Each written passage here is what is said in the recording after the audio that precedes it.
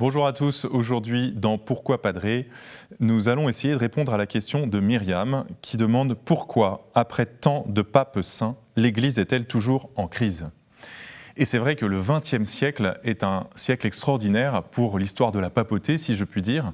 Nous avons au moins 4 saints, Pie X au début du siècle, et puis qui se succèdent Jean XXIII, Paul VI et Jean-Paul II, au milieu et à la fin du XXe siècle. Il y a même Jean-Paul Ier qui était bien heureux.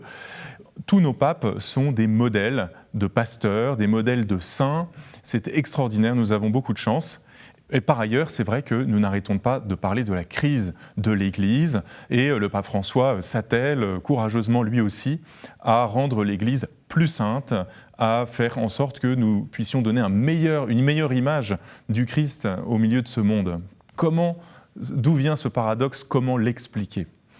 Eh bien, déjà, on peut dire que au cours de l'histoire de l'Église, les périodes où les papes ont été les plus remarquables ne correspondent pas toujours aux périodes où l'Église allait le mieux. Par exemple, dans les tout premiers siècles de l'Église, même jusqu'au milieu du IVe siècle, les 30 premiers papes ont tous été canonisés. Et pourtant, à cette époque-là, l'Église était toute petite, elle était minoritaire et elle était persécutée. C'est seulement une fois que l'Église est devenue officielle dans l'Empire romain qu'on a cessé d'avoir des papes saints qui se succédaient. C'est un étonnant paradoxe.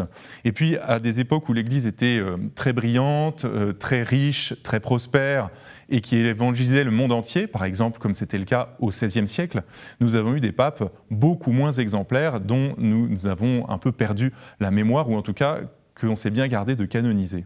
Il y a une sorte de règles d'inversion entre la sainteté des papes et la bonne santé de l'Église, semble-t-il.